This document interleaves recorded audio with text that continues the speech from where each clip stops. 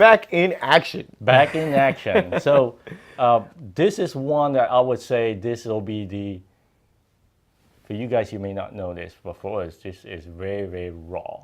So we have only about 5 minutes prep. We walk into this, we say we're going to meet. We're meeting at Charles's house today because it's raining outside, and we had zero topic. Okay, we walk in, we say, what are we going to talk about? It doesn't take us long to figure it out. It doesn't take us long to figure it out. So I think this happens to us all the time. Whenever we go to restaurants, when I go into restaurants, Chili's for example, I walk in, the first thing I ask is, how long's the wait? And they tell me 5-10 minutes. Now, based on that information, then we figure out whether we stay or we go. Yep. So that whole notion about how long, right? It's like if this person tells me that it's gonna be 5 minutes, and every time I go to this place, it's always not 5 minutes. It's always more than 5 minutes. 5 plus 10. 5 plus 10, right? So then even though, then it comes like, for me, it is added information for me, right? So it's the predictability. Yep. How good is their estimation? How predictable are they? It's, as you're saying that, and you mentioned the restaurant, I laugh because as a coach, one of the things that make us just cringe is when somebody asks us when. Yes. But then when I'm on the phone with someone, or when somebody's coming over to the house, so when do you think you're gonna have that delivered? And then deep down inside my conscience is like, oh, Charles, you're asking that question that you hate. No, and this has happened to me, right? Recently, I bought a treadmill. They said, hey, be available from 8 in the morning till 9 at night. No kidding. Right? This is from Sears. I'm calling it up Sears. Right? You're gonna get a nasty letter. Oh, no, I didn't buy from them because they lost my business. So anyway, so they say that, and they call me on the day. They call me, hey, we're gonna be there from 5 to 7. Yep. I said, okay, pretty decent. As you get closer, it gives me much better estimates. 5 to 7. Yeah. 7 o'clock rolls by, nobody shows up. They went over that time. They went over that time, and they give me a call and say, sir, I'm sorry, we can't deliver your treatment because we found out it's not working. Oh. Okay. So long story short, I did not buy it from them because they suck, and that's why they're going out of business here. That's why. So long story short, it's all about estimation. We are asking for those things, right? Even like we're trying to meet. Yeah. Today, we're looking at the weather. We're trying to figure out, this whole week for us in our area, it's forecast to rain every day. We don't know when it's going to rain, other than it's 50-60% of the time it's raining. Yep. And it has been raining pretty consistently too. Yeah. Right. So today is one of those, hey, last minute, where are we going to be? We have a backup plan, and then looking at the weather, seeing where the things come. So an hour before, as it gets closer, I'm texting Charles and say, hey, looks like the rain's coming, so plan B. Yep. Right? So one of this is predictability. I think predictability is about, it's hard to forecast stuff that's out. Yes, especially when there's a lot of factors or variables that you really can't account for. The weather, for example. Right. But going to what you're saying about predictability, and I think that in the metaphor you were using as far as the delivery times and all that, the most important or the thing that gets us the most is that what's at stake is our time. Yes. Our life. We have to plan around that. Like, hey, you're going to tell me that you're not going to be here from 9 a.m. to 7 p.m. I do have to go to work. Yep. And if I don't have a job that lets me work remotely, kind of screwed. Yep. But that predictability in life, use that metaphor, but now apply it to organizational predictability, especially with software development. And I think that's, if you in software, that's one of the things that a lot of things try to solve. And a lot of folks within the organization that may not be in IT are always shooting for that dragon that they can't catch, which is, how do I know when I'm going to get that thing kind of deal? Right. So I think one of the measures that we keep getting as a coach, that we keep hearing is that, cool, you guys are going agile. Well, that sucks. That means I don't have any predictability anymore. It means there's no way for me to know when my things will be done. Yep. Before in waterfall, I have this date. I take this date and I say, give me your blood. This is the one. that is the Right. date. That's the date, right? So we go towards that. Well, now how do we get to that now, right? So this whole notion of, as we talked just now, some of the things that I recommend is, whenever we get to teams, is I recommend Scrum Yeah. As the basis for it. And then the question is, why Scrum, right? So as we talk, the underlying deeper thing is predictability. Yeah. It really doesn't matter what framework or what flavor you use, but there is something is needed for us to get to predictability. Yep. And for me, it's the data, right? So Absolutely. Yeah. so let's talk about Scrum. Let's shift this back to Scrum. Right? Scrum. Yeah. So Scrum. So when it comes to predictability, what does that mean to you, Joe? So one of the things with the organization I'm working with now, predictability is a huge thing. So as a coach who's had, I don't want to say a lot of experience, but I've had enough experience to start looking at, okay, well, how do we get you to a level of predictability? Not perfect. I'm not looking for precision. I'm just looking for some level of predictability. And I know it sounds like a cliche. We're beating a dead horse over and over again. I turn to Scrum because Scrum gives me and the team practices that enable some form of predictability. And I know I'm using that's like a word salad right there, but to answer your question, look at some of the mechanisms that are within Scrum. Primarily, is like we were talking about this in the 5-minute prep. Depending on your cadence, say it's 2 weeks, it's 2 weeks.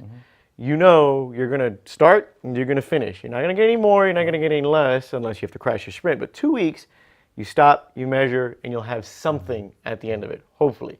And if you don't have anything, you can stop, reflect back, look at the data, and start looking at, well, why didn't we deliver? Why weren't we as predictable as we should be, or as our organization or our customer wants us to be? So when you talk about it, you're measuring that. So predictability is, for me, is the measurement.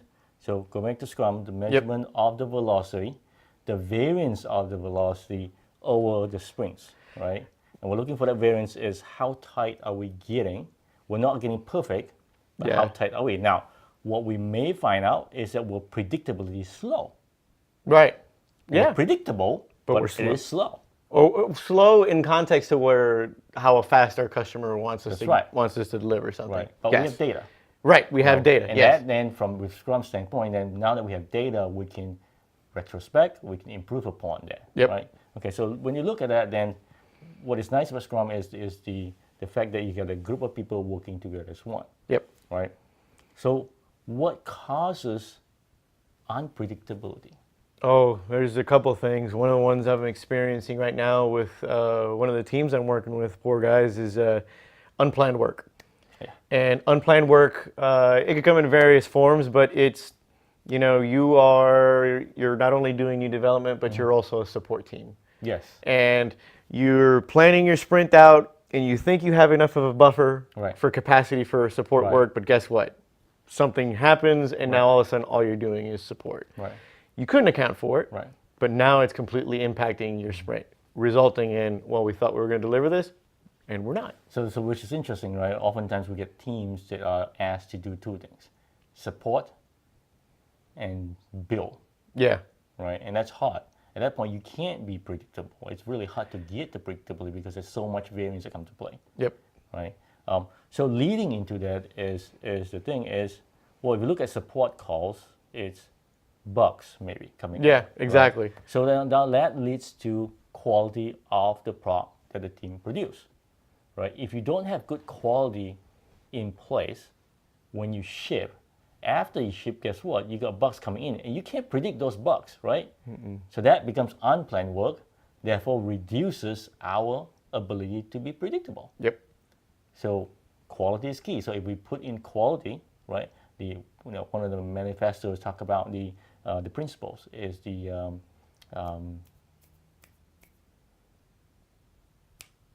technology. I can't remember what it was. Expertise or something like that. One of the principles. One of the principles. But it all talks about that as an engineer, we need to get good at what we do. Yeah, right? I agree. Yeah. But I think that looking at quality, looking at unplanned work, Taking a step back, I want to focus on something that you said that, gosh, if there's anybody out here who's in some sort of leadership, this is the thing to key in is you said variance in velocity. Yeah. A lot of folks think of velocity as this one number, Oh, yeah. this very hard number, and that is the number that this team is giving. Who knows what that number means, but that's the number that everybody just so focuses on. But variance, there's a really cool tool. I want to pitch it out there. It was introduced by Mr. Rooted Vegetable, RJ, who's not here today. But it's the confidence interval, the 90% confidence interval. It's a really cool tool. Look it up on Mountain Goat software, velocity range calculator. You plug in velocities, and what it does is it gives you a 90% range. So now you don't have this one number. You can say between X and Y, this is our comfort zone. This is our predictability. If you have a big variance in those numbers, you're not a very predictable team. Like that, there's then that as a coach, as a manager, that's a red flag or a cue to start looking at, well, what's some of the things that are coming into this team? Is there a lot of unplanned work? Is there a lot of, meetings? I hate to bring that one up, but meetings is one of those things that we as developers and engineers and IT get wrapped up in a lot of. Quality of the software. Do we have good quality practices? The numbers are pointers. So if we're talking about code, the numbers are a pointer to something else. And then there's also stability of the teams. Yes. Right. Good call. Are you shifting people in and out all the time? So this is notion of long-lasting team. Yeah. Right. We try to keep this keep this group of people together as long as you can, so that we can get to a point of predictability. So we all working as one. If you constantly try to shift people in and out, guess what? Your predictability it goes out the door. Right. And that goes to me, this is a pet peeve of mine. This goes to the old practices of resource management, a word I don't like when we're talking about people. But it's that notion that, I could take someone out and plug someone in and they're not going to miss a beat. And it's like, that may work great on an assembly line or when you're doing manufacturing, but it's different when you're doing software development. Very different. So let's delve deeper into this then. Yeah. So there's one thing I'm going to bring up is definition of done. Oh, yeah. So definition done, how does that affect predictability? Does it affect predictability? I think it depends on, going back to some of the things that we were talking about, quality. You should have some, in your DoD, there should be some definition of what your quality standards are. It could be anything, and I'm probably going to go into the weeds here, but hey, we've got X amount of unit test coverage. Everything goes through a PR, goes through the eyes. Everything gets covered with automation. Doesn't have to be 100%, could be a logical number. Just something to, I think by addressing quality in your DoD, you're kind of putting that at the forefront of, okay, if we know that bad quality results in bugs, which results in unplanned work, we should make that a focus ahead of the schedule as opposed to at the tail end of things. So yes, I like that. There's one more thing that I've uncovered is, where is your definition done? Where do you say you're done? Okay, so definition done is about what the team has influence over. Okay. If you consider done as something all the way to production, for example, and a team has no influence on moving code or UAT testing, for example, and all those things that is needed that the team doesn't do, guess what? It's unpredictable because it's not the team. It's not in the influence of the team. So definition done is very critical as to where you put them. Now, for me, I like them where it is the product owner says it's done, it meets my acceptance criteria. I tested it, I look at it, passed my testing, passed my code review, it's good to go. I've tested it. Does not include, most often not, the deployment of code, actual product, releasing it into a production server. Because that's what DevOps is. Right? Now, I don't want to measure DevOps because that's a separate measurement. Because some companies are not there yet with DevOps, right? They don't have the continuous deployment, right? But so if we're looking at that, doesn't that affect predictability in one way, shape, or form? That is one of the, colleague of mine mentioned this about a week ago. isn't that part of the value stream? It is. Yeah. So it is part of the value stream. But what we're doing is that we're trying to get predictable with how much we can produce, right? Yeah, that is another thing. Well, which then tells me that we're end to end, I'm still not getting there yet. I still haven't been able to deliver fast enough and get value fast enough. That's a separate problem that we need to tackle, right? Gotcha. That's DevOps, right? So now I put in place my automation, I put all these cool tools that we can play with to get us to deployment faster.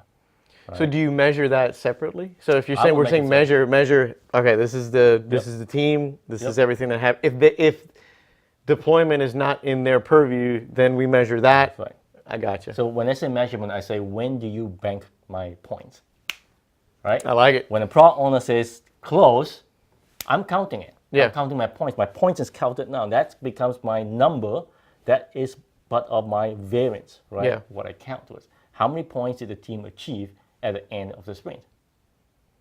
Now, if you put something that they have no control over, the variance is very high. Yeah. I have no way of control. I don't know where is it. What do you do if quality is not built into that first part? I know that's like a a taboo thing to say. So it goes down to this, right? Your predictability is slow, Right. or you guess what? You have this number data that you have that tells you that your variance is so big. Yep. Now you gotta go look and see what you're gonna do. You are just not predictable. Yeah. Yeah.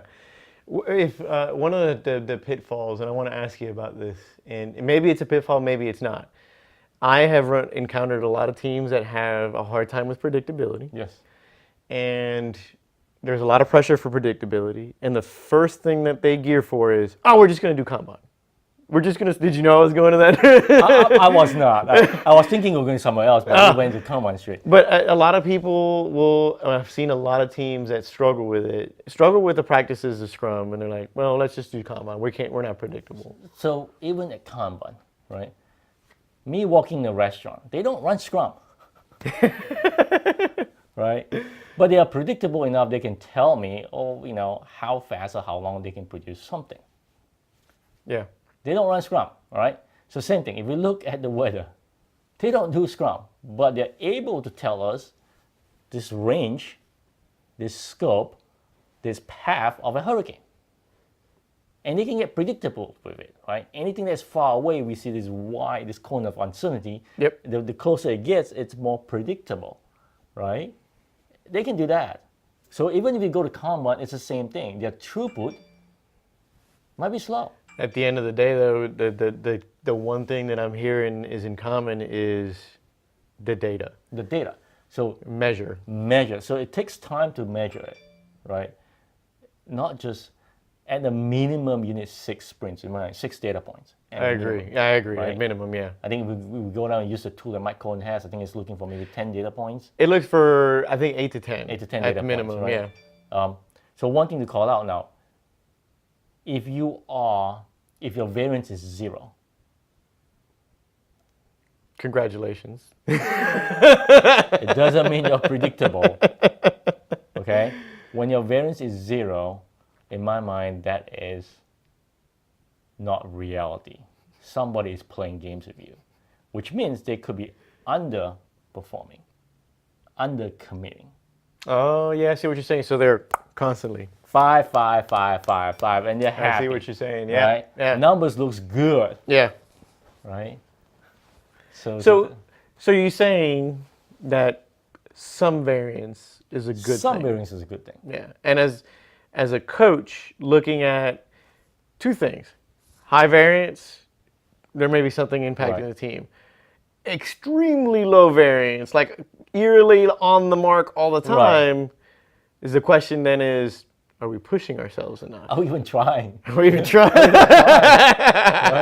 Are we even trying? I mean, really, right? Are we even trying? Yeah. Right? And that is just one form of data. Yeah. Right? One form of data. I mean, it needs to be added with some other stuff, right? Of course, being there visually seeing it is also key. Yep.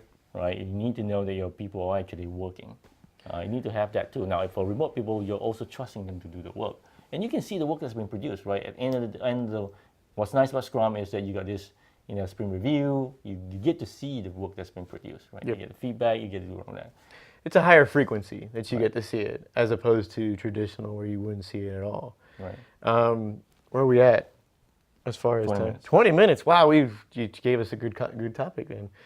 I'm going to try to tie this together with what All you right. said at the beginning, with some of the things that we said in between, minus Scrum. So the metaphor of we show up to a restaurant, they give us a time.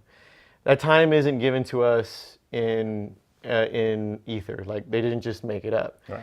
They're going off of history. Yes. Maybe some data that they've got. Like I know that if we are X full, this is the wait time. Yeah. Or maybe they're tracking it somehow. And they do that in an effort to be transparent, Yes. to let their customer know this is how fast you're going to sit down and be able to enjoy a meal. Similar to what we're doing in software development, when somebody's asking for predictability, in some essence, they want to know how soon, when do I need to start planning for the things in my life that I need to do to support that thing? Yep. And the best way to get to that point is recording data Recording data. and measuring it. Measuring it. And there was a good article you posted, like make sure that it's not vanity metrics, That's make right. sure that it actually has some sort of an impact. Yeah. And the biggest data that we've talked about is velocity, but looking at the variance in the velocity. What causes, right? What causes Right. to be unpredictable? There's so many factors, and it's just not just one thing. Right. It's not about saying, well, how many hours do you say? 5 hours. Holy good. 5 hours, I'm going to hold you to I'll be that right thing. back. and then you take that number and you measure that. Well, how many times did you say 5 hours? That's not it. We need to help the teams figure out more to it, right? It's more of a teamwork thing. Yep. Right? So it's not just an individual, it's actually more than that. So there's unpacking of what goes into productivity of the team and how they become predictable. Yep. If everything's predictable, if there is no churn in your backlog, right? If there's no unplanned work, if your quality is good, if your team member stays constant all the time, you should be pretty predictable, Yeah. right? Also, now, the other thing is user stories. Forget about it. How big and how large your user stories, how good your user stories is. How good are you at chopping them up into consumable Right. pieces? And that also affects predictability. I think you just made some thoughts go out. I've seen teams that have good predictability have a very consistent way that they vertically slice stories. And that may be a topic altogether in and of itself, but I've seen them very consistent. Like they have standards on like, this is how we're going to vertically slice it. Sometimes they just can't and it's a bigger one, but they try to make that exception, the exception rather than the norm. Honestly, my takeaway from this and my takeaway in the last couple months doing what I'm doing is data is a pointer to a lot of other things that as coaches we could go after. It's difficult for coaches to just walk in and rely on intuition. If you've start collecting good data, and data is not a weapon, don't use it to beat someone over the head with it. Use the data to point to what are some of the things that you can help out with, or start petitioning to leadership or the rest of the organization to help out with. It also, here's the other thing, when you're trying to influence leadership, organization, and management, when you try to influence with data on your side, you will have a lot more, people will be a lot more receptive to it. How do we close this thing? I'd just say wrap it up with, I think we wrapped it up with the predictability, tying it to the metaphor, keeping data. If you're looking to a framework that enables it, we coaches tend to use Scrum quite a bit, but for good reason, because it gives us the practices. Doesn't mean that you need to do them forever, but it gives you the practices that enable that predictability. Be careful with data that you use. Don't use straight line numbers. Look for variance. And the data usually points to other behaviors or things that are going on within the team. That's my wrap up on it. For me, the way looking at it, data is king. So I can agree with him that data is king, but I'm also very scared of data. Sometimes data will give us false comfort. Yeah, that is true. So we just have to be careful with what the data we need to. There's a lot to unpack from data alone. Today I was presented with an article, comparison in terms of ROI between waterfall and what is so-called Scrum, agile, and it's just data. I mean, we can if you want good data, we can make data for you. I can present anything with good data. Yeah. And make up data. I'm talking about making up data here. Oh, now we're talking statistics. Right. So it's all stats. We can make all these things. We have to be careful with what we do with the data. Influencing again. Talking about change, influencing data is king, but data is one part of it. There is another part about the emotional side of things. Yeah. Right. So the elephant and the rider thing come to play. Yes. Not just data, not just logical, but there is emotion to all these things. Yeah. So hopefully you guys get something out of our raw conversation about predictability. There is no prep in what we just did. We just turn on the camera and we just go. If you like it, comment. If you don't like it, tell us why. Subscribe to this channel, so that we get notified whenever we do one of this. Now we try our best to be predictable in delivering content for you. Speaking of that, right? So what is our cadence right now? We were trying to do monthly. Monthly. We skipped July. This is going to get delivered in August. We're going to try to stick to monthly. We're trying to stick to monthly. Yeah. I mean, honestly, I think that's a good cadence for us. But there's a lot of stuff that happens that's unplanned. Like Charles traveling a lot. Richard's traveling a lot. This is the man. I'm not traveling as much as he is. My wife loves me for that because I'm not doing that much traveling. I can't say the same. So that's it, folks, for today. Hope you like this episode. Absolutely. Bye. See you in a month. Maybe.